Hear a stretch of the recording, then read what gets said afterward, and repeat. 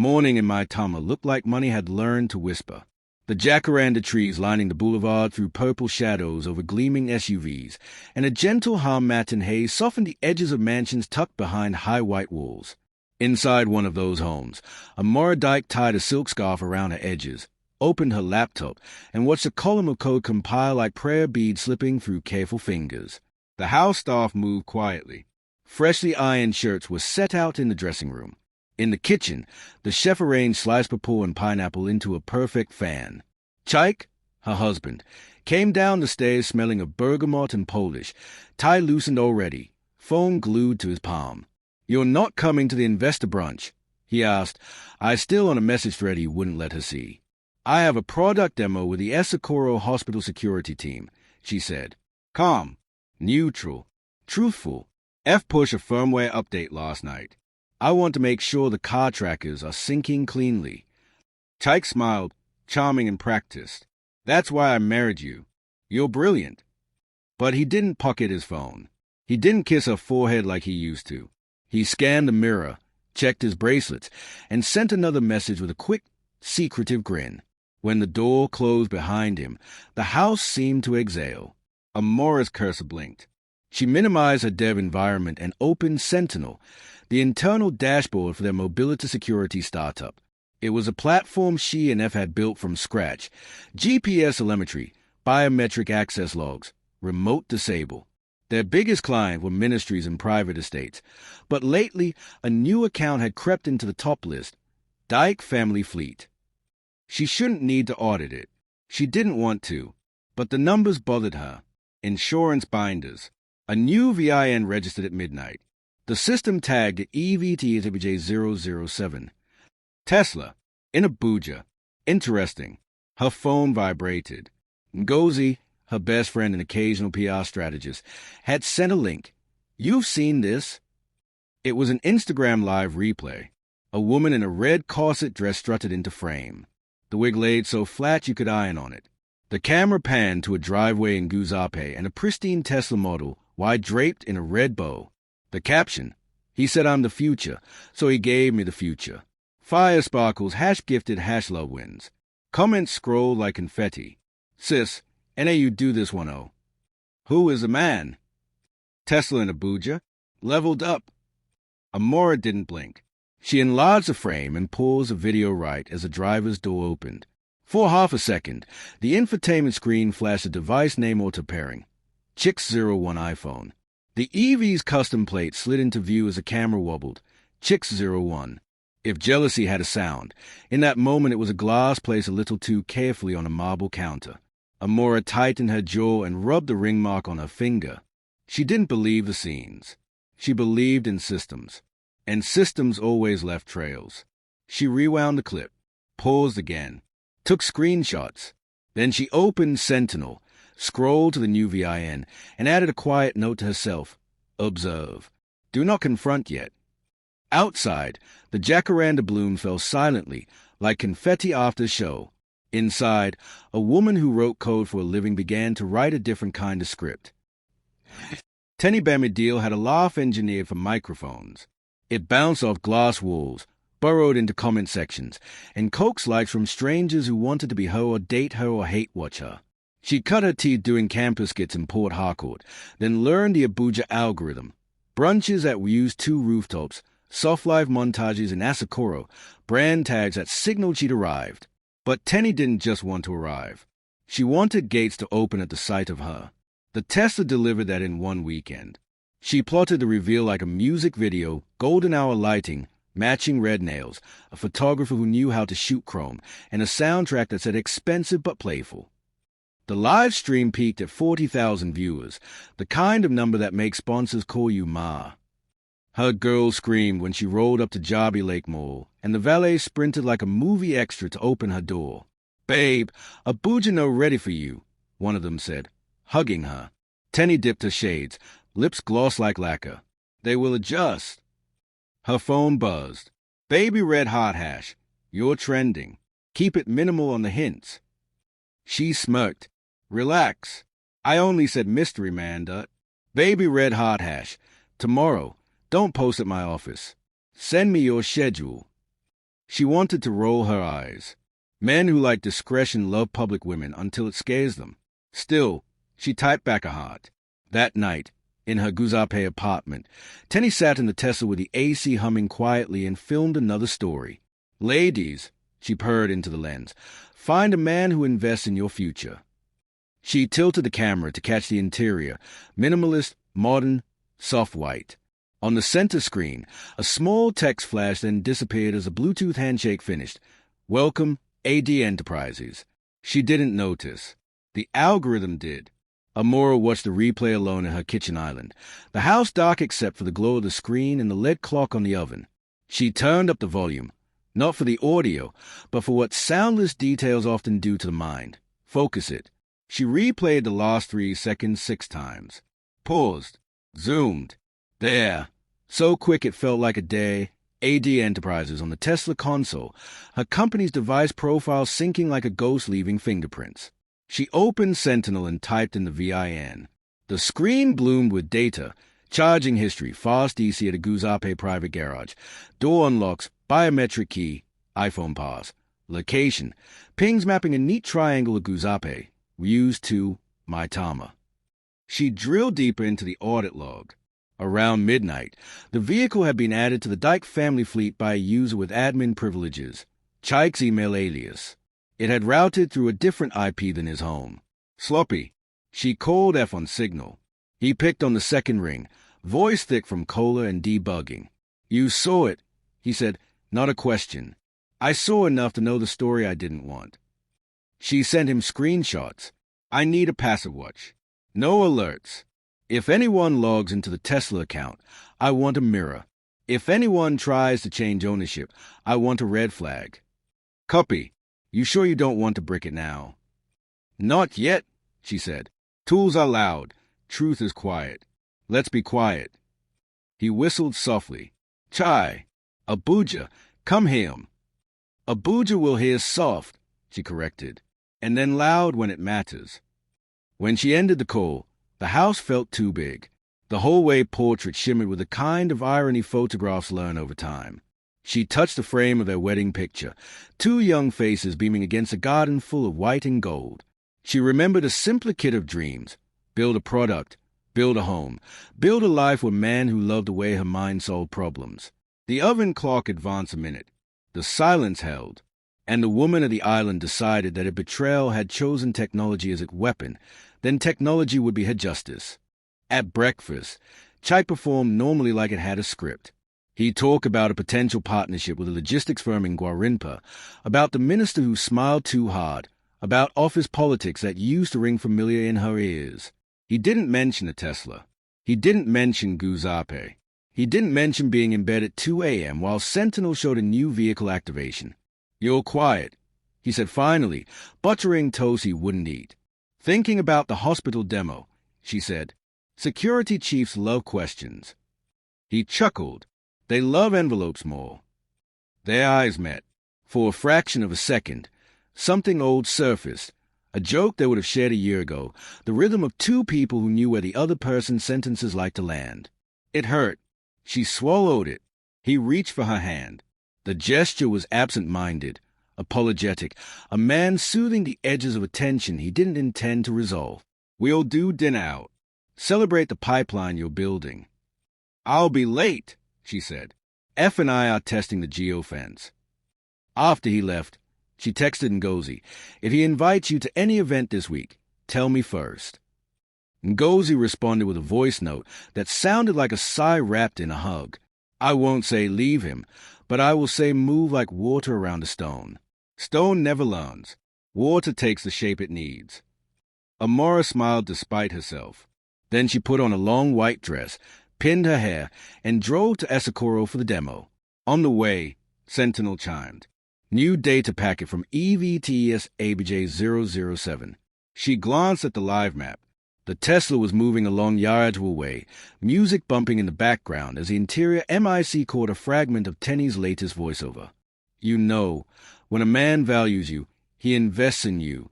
He doesn't just talk, he shows. Amora muted the feed.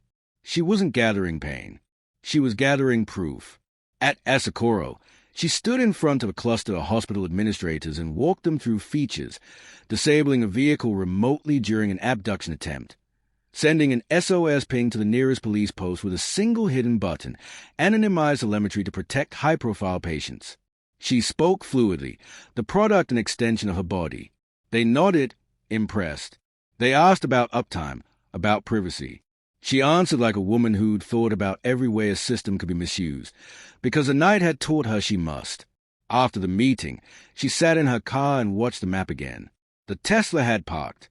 A selfie took shape on Tenny's stories. Red dress, Guzape skyline. Caption, some wise cook. Some of us get cars. The bait dangled, crude and shiny. Amora's face did not change. She took a screenshot, saved it to a folder called Later, and started the engine. On Friday night, Ryu's 2 throbbed with the electricity of new money and old secrets. The Sky Dome Gala for Innovation and Infrastructure had attracted ministers, founders, and the orbit of people who always seemed to find a lens. Ngozi had insisted Amora attend in a gown the color of cool water, fabric that flowed rather than screamed. "Let them underestimate you," she'd said. "Then let them read."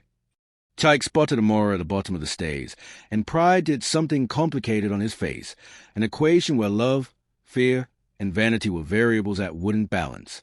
"You look incredible," he said, hand hovering over her waist like permission he hadn't owned.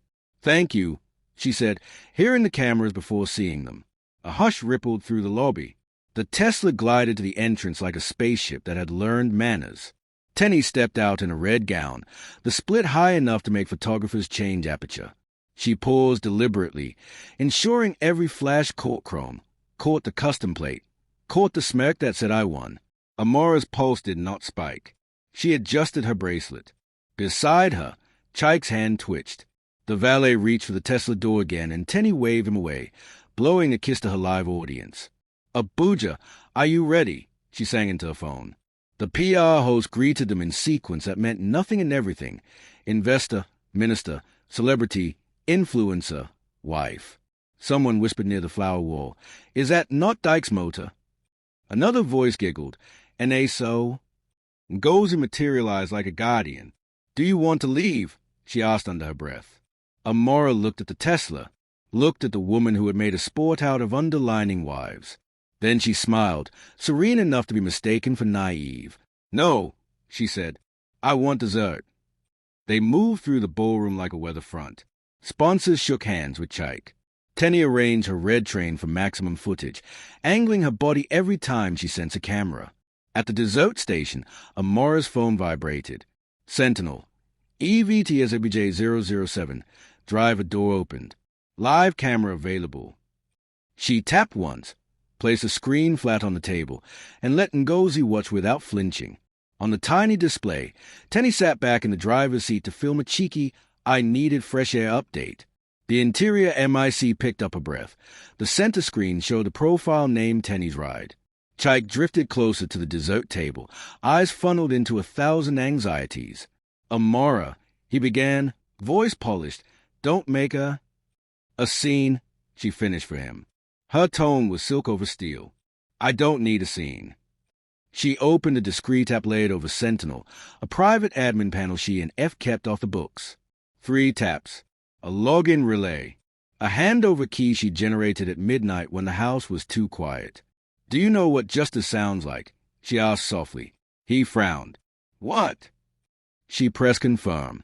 Somewhere outside, in a parking lane full of chauffeurs and gossip, the Tesla center screen blinked. The profile name changed in real time, property of AD Enterprises. The Bluetooth list zeroed out. The driver door locks pulsed softly, then sealed with an audible thunk. The climate control muted. The stereo cut. On screen, a small banner rolled up like a stage cue. Owner access detected. Tenny's live feed caught her face as confusion bled into indignation. "What is? Hello? Why is it saying?" She tapped the screen like it owed her explanation. Inside, in a ballroom where violins tried to pretend things were normal, Amora lifted her champagne flute. "To innovation," she told Ngozi. "To infrastructure," Ngozi replied, grin wicked and proud. Chike's lips parted like a man discovering he'd been speaking a language he didn't understand. Around them, Abuja did the thing it does best: watch, record, and wait for the moment that would set the city on fire. Amora set down her glass. "You bought her my future," she said. Not loud, not cruel, simply true. "I'm only logging back in." She turned toward the stage lights, the cameras, and the next chapter she was already writing in her head. The gala's aftermath hit Abuja like a late-night thunderclap. By morning, clips of Tenny's shocked face inside the Tesla had flooded TikTok and Twitter.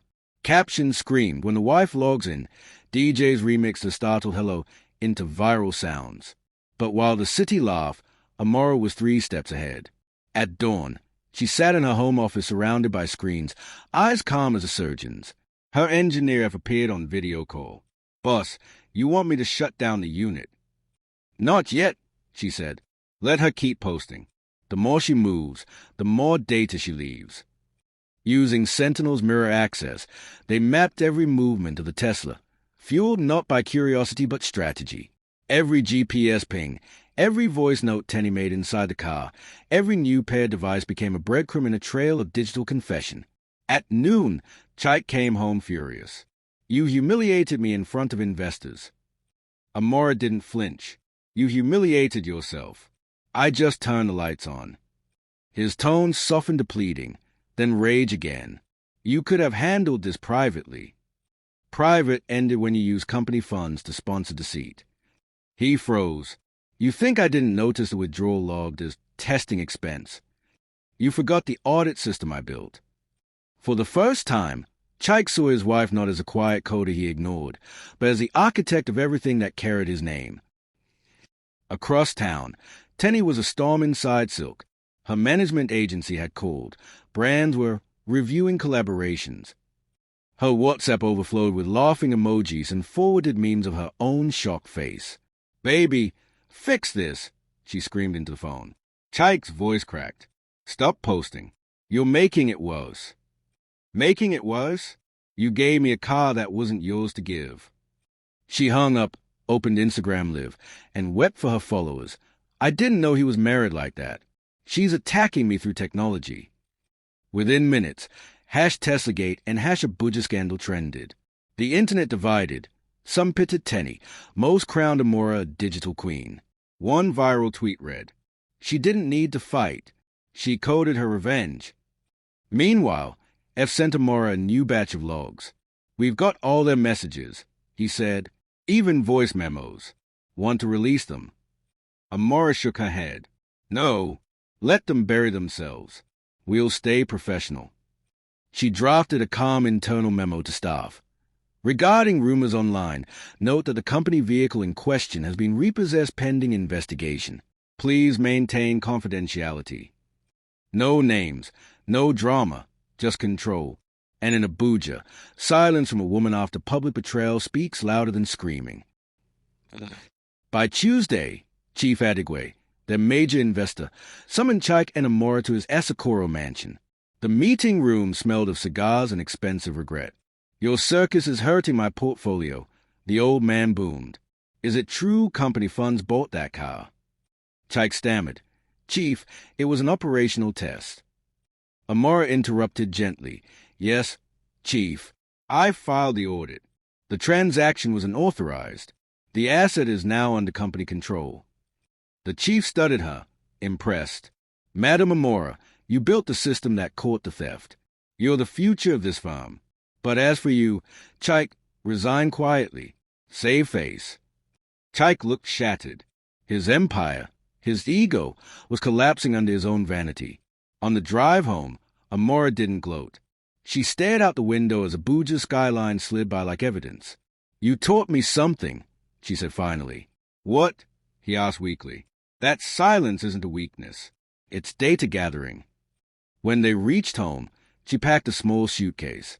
"I'm staying at my sister's in Guarimpa for a while." Chaik reached for her wrist. "Don't do this." She looked at him, eyes steady. "I already did." "I'm trying," she said, and meant both the company and. Her phone buzzed with an unknown number. A reporter. Another. A brand wanting partnership. A senator's aide requesting a private briefing about government fleets. Fame had arrived carrying opportunity in one hand and exhaustion in the other. That night, insomnia came dressed as competence.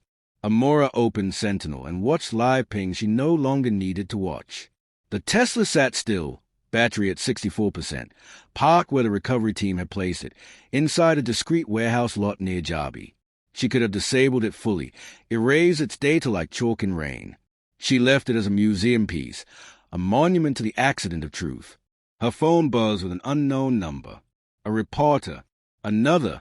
A brand-wanting partnership. A senator's aide requesting a private briefing about government fleets. Fame had arrived carrying opportunity in one hand and exhaustion in the other. That night, insomnia came dressed as competence. Amora opened Sentinel and watched live pings she no longer needed to watch. The Tesla sat still, battery at 64%, parked where the recovery team had placed it, inside a discreet warehouse lot near Jabi. She could have disabled it fully, erased its data like chalk in rain. She left it as a museum piece, a monument to the accident of truth. Her sister peeked in. "You can rest, you know." Amora smiled thinly. Resting is easy when the system is safe. Then make the system safe and sleep. "I'm trying," she said, and meant both the company and her. Asakoro, Chief Adigwe's mansion again, but the energy had changed. The long table gleamed under chandelier light. Old money eyed new disruption. Executives lined up their leather notebooks like shields. The legal team sat tight-lipped. Chief steepled his fingers. "We are not here to pick saints. We are here to stabilize an asset." His glance slid to Amara, then to Chike. "Mr. Dyke, your public behavior created a liquidity risk. The blogs will move on, but clients do not forget. We require your resignation as CEO." Chike's throat worked. "Chief, with respect." "Respect?" Chief's voice flattened. "Respect is a credit line you boned." He turned to Amora. "Madam, you built the backbone. Can you hold the roof?" Amora's voice was steady. "Yes, sir, on conditions." A whisper rolled around the table like air-conditioned wind. "First, no firing for staff who were pressured to sign off irregular approvals. We need loyalty, not fear. Second, we appoint a controls and ethics officer with full authority to veto expenditures. Third, we publicly commit to female leadership in security, because this is not just PR, it's direction." Silence expanded, then nodded. It felt like structure snapping into place. The chief smiled, a slow sunrise. "Done. Congratulations, interim CEO." Chike stared at the tabletop as if numbers would rearrange themselves into mercy. In a small, human corner of her heart, Amora felt the grief of a shared dream turning into separate futures. She did not gloat. She signed the papers handed to her with a pen heavy enough to be a gavel. After the session, she walked out to the garden for breath. Abuja afternoons can be crisp after rain, the air rinsed, the sky too honest. Chike followed slowly. "You won," he said, the words tasting like surrender. "I kept the company alive," she corrected. He swallowed. "I'm sorry." "For what?" "The scandal or the inconvenience?" He grimaced. "For forgetting you were the most valuable thing I had." She looked at him a long time. "The most valuable thing you had was trust. You spent it." She left before he saw her eyes soften. Leadership required dignity. Dignity required boundaries. Boundaries required exits. The courthouse in Area 11 smelled of files older than anyone in the queue. Fans sliced the heat into tolerable pieces. Clerks moved with a fatalistic calm of people who've seen every kind of human story twice. Amora arrived with her lawyer, Barrister Olayemi, in a Navy skirt suit that meant business but not war. "We'll file for dissolution citing irretrievable breakdown," Olayemi said softly. "No mudslinging. We lean on IP registered before marriage. We request injunctive relief against any disposal of assets pending settlement." Amora nodded. "No alimony demands." "We could ask." She shook her head. "Just fairness. And my name." They signed. The clerk stamped. Papers turned from ideas into reality with a thump that made Amora's chest flutter and steady all at once. Outside, Tenny lurked beside a black-tinted SUV, sunglasses big enough to be armor. She stepped forward, voice small, almost human. "Amora, Please. I didn't know it would go this far. He said you were cold, that the marriage was over. Amora studied her. She saw the girl beneath the gloss, the hunger, the fear, the calculation. Even if that were true, he was still married. That's not a loophole. It's a line. Tenny's mouth trembled. They are dropping me. Brands, everything. Can you say something? Tell people to stop? Amora's answer was soft, not kind. I won't ask the internet to devour you, but I won't rescue you from consequences either. Change your life, not your captions. As she turned to leave, Tenny touched her sleeve. Your husband, he told me you were just a back end. Amora's smile held no heat. I am the back end. That's why the front end fell when I logged in. Back at the office, a courier delivered a thick envelope. Chaik's response. He would not contest a divorce. He requested a minority role on the board after a cooling period, citing years of service. F bursting with wide eyes. We also got an email. The government wants a pilot. Amora exhaled. Then we file victory the same way we file divorce, cleanly. At night, she lay awake not from pain but from the eerie calm that follows a decision. Freedom is loud at first, then it hums like electricity in the walls. Influence is a market, and Abuja is a trader with a sharp pencil. Within a week, Tenny watched income streams dry like Harmattan-dusted taps. A skincare line postponed a shoot. A telecom brand restructured its ambassador program. Her management suggested a redemption tour, which sounded like confession by algorithm. She filmed an apology video, raw, unedited, the expensive apartment echoing around her. I made mistakes, she said, vacuuming the mascara quietly. I was dazzled. I hurt a woman who didn't deserve it. She tagged Amora. She tagged women and Digital Security Africa. Comments divided between accountability and too late, sis. A gossip blog published leaked voice notes, Tenny mocking wives who don't know what their husbands are doing. The notes were old but poisonous, a time capsule detonated by haters with perfect timing. She is called Chaik. He didn't pick. Desperation plus data is a dangerous mix. Tenny drove to the Jobby warehouse and took photos through the fence of the Tesla under Torp, posting a caption like a dare. They kept the car like a trophy. At least let me sell it and repay sponsorships. She DM'd Amora again, this time with claws hidden under prayer hands. Ngozi stormed into Amora's office with a post on her screen. We can sue. Amora glanced once. We won't. The car is evidence and an asset. The more she points at it, the more she reminds a world whose name is on the key. Your halo is exhausting, Ngozi muttered, affectionately. Then came the lowest dip. A shadowy blogger offered Tenny cash for exclusive bedroom receipts. She hovered on the edge of a different kind of scandal, one you don't come back from whole. She closed the chat. Even in collapse, some lines scream. That night, she recorded a second video, not for clout but survival. I'm taking a break. To the young girls who follow me, wealth without wisdom is a trap. Don't be me. It didn't restore deals, but it restored something prone to permanent damage. Her own voice. A month later, the ballroom at the Transcorp Hilton looked like a blueprint for a different future.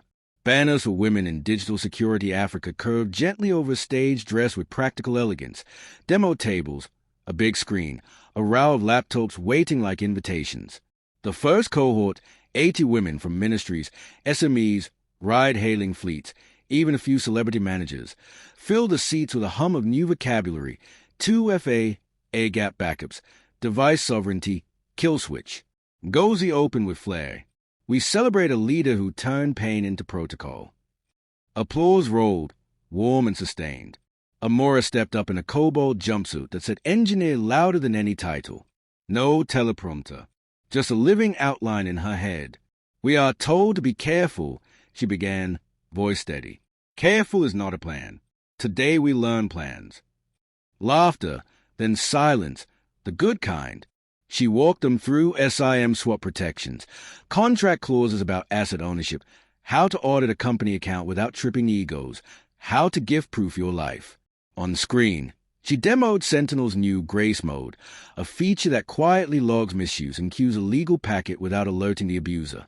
Sometimes the safest alarm is the one that doesn't ring, she said, and a murmur swept the room. Recognition. Relief. Midway, she invited 3 women on stage: a logistics supervisor whose drivers were being extorted by a rogue dispatcher, a boutique owner whose ex kept logging into her POS, a civil servant who feared a jealous partner's spyware. Together they toggled settings, generated reports, drew boundaries with buttons. Cameras flashed, but this time the spectacle was competence. In the back row, Chief Adigwe watched with the satisfied air of an investor whose dividend had discovered a conscience. Next to him, a minister's aide texted, "Approved pilot. She understands scale." F handled live demos like a magician who hates tricks, revealing exactly how they worked. Ngozi floated like stage light, catching questions, translating jargon into muscle memory. The team that Betrayal tried to splinter performed like a band finally playing its own song. When the Q&A ended, a young woman in a simple anchor dress approached the MIC Madame Amora. She said, voice shaking, "Thank you. I thought I needed rage. Maybe I just needed a roadmap." Amora's smile reached somewhere private. "Rage is fuel," she said gently. "A roadmap keeps you from burning your own house down." They closed with an announcement: scholarship slots for girls in STEM, seed grants for women-led security startups, and an annual digital sovereignty summit in Abuja. The room stood as one. Later, in a quiet corridor, Amora finally let herself lean against the wall and breathe. The applause still trembled in her bones. Ngozi slipped her a bottle of water. "You did that," she said, eyes bright. Amora nodded, eyes damp. "We did." Her phone buzzed. An email from legal confirming the court had set a mediation date, a message from the government fleet approving the pilot, a calendar invite from chief for a board vote to remove interim from her title. And one last notification, old but now powerless, access request. Chick01 iPhone has requested a pair with EVT SABJ007. She stayed, then tapped decline. The alert dissolved like a bad dream that finally remembered how to end. She straightened, pushed off the wall, and walked back toward the laughter and the future she'd rather build than merely survive. The federal high court in Abuja was full to the brim that morning. Reporters camped outside, microphones glinting in the sun. The case name on the docket read, Amora Dyke versus Chike Dyke, ownership and dissolution. Inside, the air was sharp with air conditioning and tension. Amora sat beside her lawyer, composed, tablet in hand. Chike entered moments later, dressed in muted gray, the confidence of old wealth replaced by a quieter plea for dignity. The presiding judge, Justice Musa, adjusted his glasses. "Let proceed." Amora's legal team laid out the timeline like a screenplay, company funds diverted under false coding, forged digital approvals, the Tesla purchase without board consent.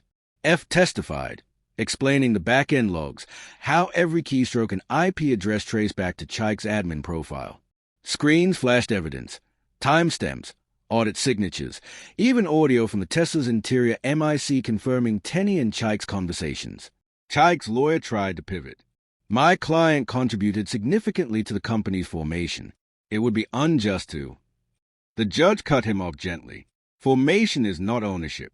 Intellectual property predates your marriage." He turned to Amora. "Madam Dyke, you designed this system." "Yes, my lord." "With remarkable foresight," he said, tapping the file. "Even foresight into betrayal." Murmurs filled the gallery.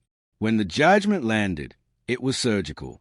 Amora retained 75% ownership of Dyke Technologies.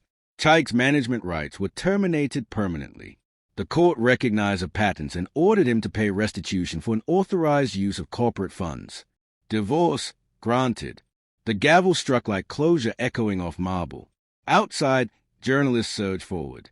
Amora paused only once to say, "Justice isn't revenge. It's simply truth catching up." Abuja cheered a new heroine. In the weeks that followed, Chike moved into a modest apartment in Jabi, stripped of power, shadowed by shame.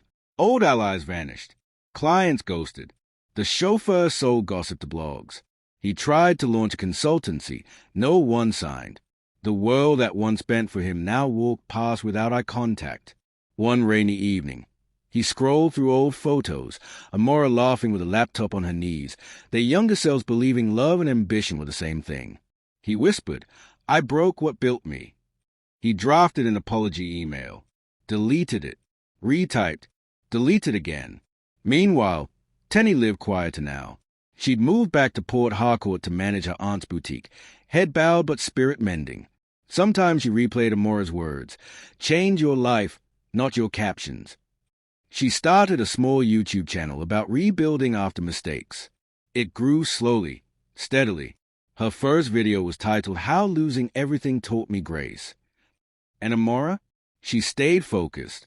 Success doesn't pause to pity what hurt it. The viral headline hit one morning. Amora Dyke auctions controversial Tesla for girls in tech scholarships. Crowds gathered at the Civic Center in Central Business District. Cameras lined up, banners read #Tesla for girls. The once scandalous car gleamed under the Abuja sun, polished, symbolic, reborn. Amora stepped to the podium. "This car began as a symbol of deception," she said softly, her voice echoing. "But today, it drives a new purpose: education, empowerment, and change." Bidders raised paddles, business moguls, celebrities, even NGOs. The Tesla sold for 210 million Nigerian nairas to an oil magnate's foundation. Applause thundered. F whispered, "We just funded 80 scholarships." Amora smiled. "Make it 100. Later that evening, she drove away in her modest company-issued SUV. No escort, no spectacle, just quiet fulfillment. The old Tesla disappeared into philanthropy, and Amora into legacy. 6 months later, the skyline of Asakoro glittered with a new tower, AD Technologies headquarters. Inside, a wall-sized glass plaque displayed a quote, "Control is not dominance, it's awareness." Amora's leadership transformed the firm into one of West Africa's top security tech companies. Government signed contracts, startups sought mentorship. Her Women in Digital Security Africa Foundation partnered with international agencies. At the inauguration, she wore white again, a symbol not of peace, but of clarity. Ngozi gave a short speech. She didn't just rebuild, she rewired. The crowd laughed and applauded. Cameras flashed, capturing the calm woman who turned betrayal into a blueprint. Later that evening, as she watched Abuja's lights flicker below her office, F said quietly, "You've done it." She shook her head. "I'm doing it. Success isn't a destination, it's maintenance." Her phone buzzed, a notification she hadn't seen in months. New message from Chaik. Subject: "Thank you for proving both of us wrong in the right way." She read it once, then archived it. Not delete, just archive. Some memories deserve storage, not attention. One calm evening, the city hummed with soft rain. Amora sat alone in her office, the lights dimmed, laptop glowing. She was reviewing Sentinel's backend when an alert flashed. Device login attempt, Chick01 iPhone, accessing EVT as ABJ 007. Her breath caught, not from fear but deja vu. She hadn't seen that ID in nearly a year. She smiled faintly. She clicked View Request. The system displayed, "User requesting access to archived unit. Action." Amora hovered over the options, allow, deny, message user. For a heartbeat, she imagined what she'd say. "I hope you're healing. I already have." But closure doesn't always need words. She selected deny. The request dissolved into silence. The Tesla archive blinked offline forever. Amora closed her laptop and looked out the window, Abuja glittering like a circuit board of second chances. F texted, "Press interviews tomorrow. You ready?" She replied, "Always." In the distance, thunder rolled softly. She reached for her phone, opened the foundation page, and saw a new testimonial from a scholarship girl. "I'm studying cybersecurity because of you." Amora smiled, whispered to the night, "That's the real login." The camera would fade on her reflection against the window, calm, radiant, complete, as the narrator's voice closed the story. She didn't just log into a car. She logged into her power, and never logged out again.